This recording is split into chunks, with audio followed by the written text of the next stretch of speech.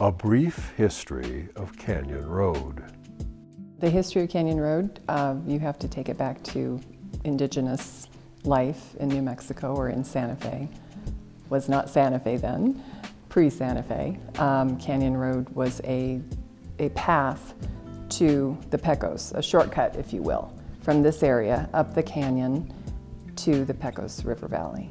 So it was indigenous use prior, just like the Camino Real was an Indian trail, an Indian trade route before the Spanish came.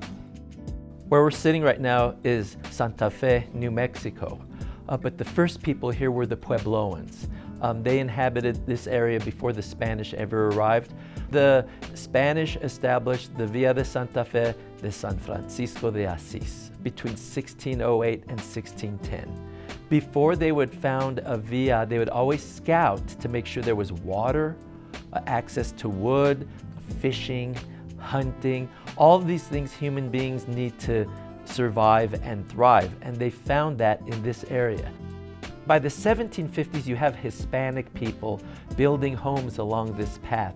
This is the beginning of Canyon Road, the colonial history of Canyon Road, and it's there for centuries. The Americans start to come in. The opening of the Santa Fe Trail in 1821, the Americans start trickling in. And that first wave of American artists were the cartographers, the map makers. So I think that's how the third wave of artists got here, were basically with the military. A few people did trickle in with tuberculosis, but by the time they got here, they were real close to death. With the railroad is when people can start coming in droves here. That's when it's much easier to get here, 1880s. In the old days, when the trains used to come through here, they called it the Chili line that came down from Colorado and it went on down south. And the scientists and whomever else were around started taking pieces of art out of here, the traditional pottery. So yeah, it became well known for its pottery. People traveled into this area and took it out of here. Just one thing always kept leading to another thing until today. That's one of the better known places for art in the country, I guess. By the turn of the century, New Mexico was slowly advancing towards statehood, but American capitalism had fully arrived. There was a thriving cottage industry in the treatment of tuberculosis, and the state was attracting Anglos from the East Coast. Meanwhile, the developing business community had figured out how to package the New Mexican culture and was promoting it nationally to a brand new generation of tourists. You had archaeologists, anthropologists, writers, artists, etc., who came here, and then they fell in love with it and they wanted to find a way to stay. They were inspired by what they saw. They wanted to be able to paint. They wanted to be able to have a new expression. And they were also, though, thinking that they were going to be cutting edge in the bigger world of art. So this was, a new form of modernism that was based on, the real traditions of the U.S. That is the way it was sold. The modernists came here and said, we've been looking for authentic life, authenticity in the U.S. This is it. You have to go back to a place like New Mexico where tradition is in the air. It's not in the past. It's not old world. It is part of the everyday culture. With that, you start getting people interested in art, because artists start to come here and they're fascinated by the Pueblo cultures, by the other native cultures that are here, the Apache, Navajo, Comanche, and of course by the Spanish and Mexican culture that's here. So by the 1920s, you have people like Will Schuster coming here, and he and others start to settle in Canyon Road. They're called Los Cinco Pintores. So you have this amazing region of artistic inspiration that takes place right here in Santa Fe, and Canyon Road is the epicenter. So in 1943, this became the headquarters, Santa Fe, for the Manhattan Project, the dawn of the atomic age. Also in 1943, we got this kind of like this weird religion out here. It was different. It was called the I Am religion by the Saint Germain Foundation. And so basically it was considered a cult, right? And so they came out here and they all wore purple. It was like this weird time. The other thing we had here, in 1942, in north of Santa Fe, they opened up a Japanese internment camp here. So I was thinking, man, my parents, these Spanish people that grew up here all their lives, it was still it was under 20,000 people then. And all of a sudden, there's all these people from around the world. It was a military operation, so the military was here big time. The Japanese internment camp, all these Japanese are coming from all over the place to be imprisoned here. And then there's this kind of like oddball religion where people are walking around in purple. What a trip. When I was growing up, mostly in the 50s, Canyon Road was residential. The first artist that I ever knew was our neighbor, and his name was Tommy Macaione.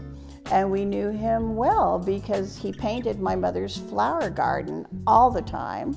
My childhood home is the tea house. The stables that are now galleries were actual horse stables. And that's where my grandfather had a riding academy. And if you wanted to learn how to ride a horse, that's where you went from this area. So most of our experience growing up in the 50s had a lot to do with the church and the school. When the art community came in, you started seeing the conversion. But it used to be residential, and we used to play baseball on the street. So that was much a part of my experience in the 50s. And then, of course, in the 60s, kaboom, it just created an identity of an artist row, and everything was growing down south. The population had more than doubled then. It was 64, and I was 26. I came down to Santa Fe. I went to the plaza, and then someone told me about Canyon Road. There were artists who had little galleries that were just their own private. They lived in them. And I thought, wow, this is nice, That's what I was trying to do. And I met Hal West, who's Jerry's father, sitting in his gallery, and he had a painting in the window of a hitchhiker, of standing in the wilderness. So I thought, wow, this is it. This has got to be right. I went on up and I found Claude's, the bar. Yeah, this was like a miracle. I thought it was a kind of utopian little art period. It was very positive. I mean, how lucky was I to... And then in the 70s, all these artists started coming to town. I don't know why. They had the same idea I did. And they were all right out of art school, most of them.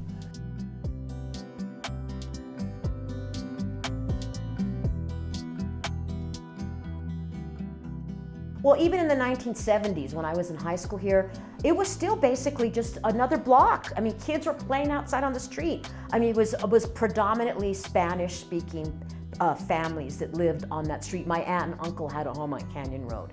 So that even in the 1970s, there was like a restaurant. It's now called Geronimo, but it was called Three Cities of Spain back then. It was like a coffee shop, and there'd be like a gallery, next door to an actual home and things.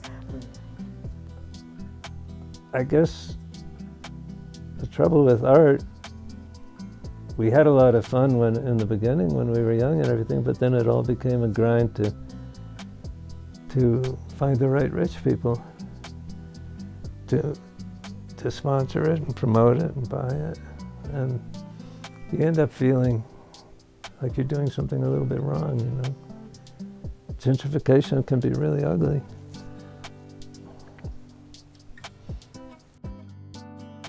During the 1970s, the plaza changed dramatically. It went from being the heartbeat of a local community to a popular tourist destination in a very short amount of time. And by 1982, Santa Fe had taken off like a rocket. In 1981, Esquire magazine proclaimed Santa Fe was the right place to live. "You're too late for Aspen," they said, "and Key West is too crowded." But they encouraged a new generation of wealthy Americans not to give up because there was still a chance they could make it to Santa Fe. Santa Fe's gone through so many stages of people coming here and going, "This is it, we have found it, we've discovered it, and what is it? I don't know." It's something that clearly has always been here that draws people who have a sensibility and a feeling they get when they come here. So you get the good and the bad. It's not a bad thing that people love Santa Fe and love it oftentimes for the best of reasons. But when it tips the balance of the community that is really, really, really rooted here, generations, and I'm not saying just Hispanic or Indigenous communities, I'm talking about Anglo communities and Greek communities and Lebanese communities and Black communities that all have lived here. When it tips the balance so that it makes it really hard for the generations that have been here to live and to afford to live, that's when it gets to be challenging. My name is Rosa Padilla. I'm born and raised at 1520 Canyon Road. Growing up there was a blast. I grew up with the mountains as my backyard, the Santa Fe River as my front yard. My grandpa Rivera was quite the farmer, and he did a lot of plowing and growing and so on. They had, way back when, pigs and goats and cows, and they had the outdoor toilet, the outhouse and things, which was just taken down about 10 years ago. Yeah, our next door neighbor was Glenna Goodacre. I got to meet Harry Connick Jr. and met lots of movie stars up in that area. We owned the property until 2016, and then we sold it. We couldn't afford the property taxes anymore. Nobody else, everybody has left. And that's pretty much what Santa Fe is now. It's just being taken over. We're losing so much of our history here. In 2005, Santa Fe was named a UNESCO city, a United Nations educational and cultural city. We were the first city in this country to receive that designation. That is huge. Santa Fe is considered either the second or third largest art market in the country in terms of sales. So it's New York, Los Angeles, Santa Fe. Little old Santa Fe, right?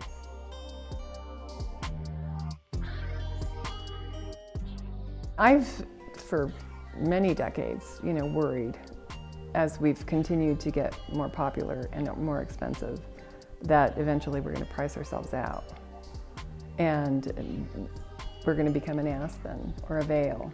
I think it could happen here. I think what saves us is that there are a lot of people here who have a lot at stake here in terms of just the community sensibility and the love for this place, no matter where they came from, that I think it would be a huge fight to see it go that way. But there were so many factors that went on. You see, as things began to develop and people began to come into this town, cities will always go along with that because it means more taxes, tax money, all of that.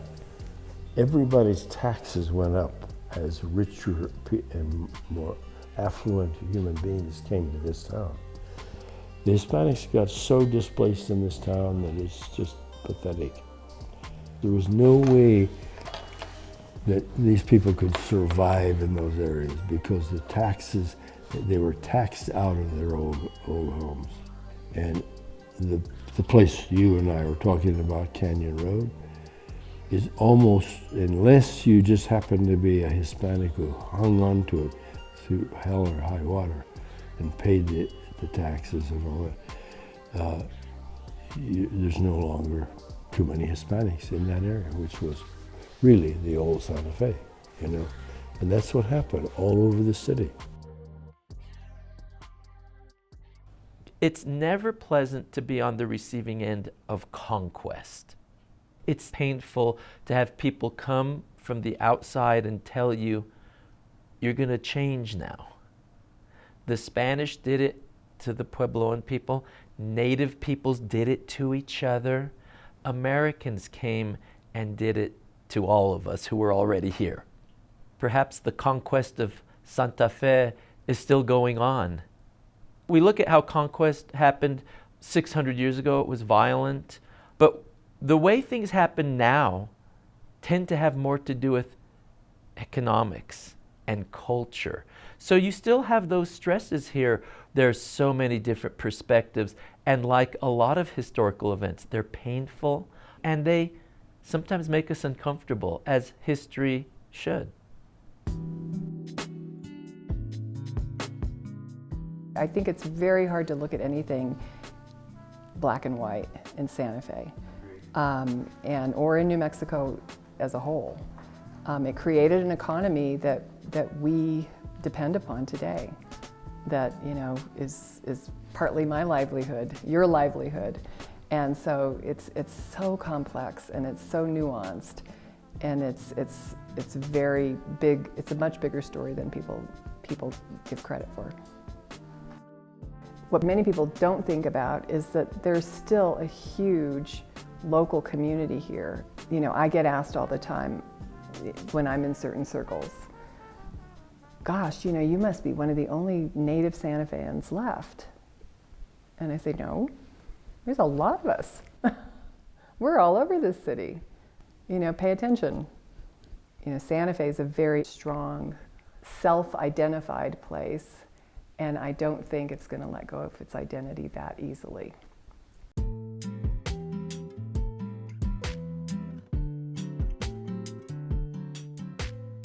Canyon Road has been home to many people and many cultures over the centuries, and it continues to change to this day.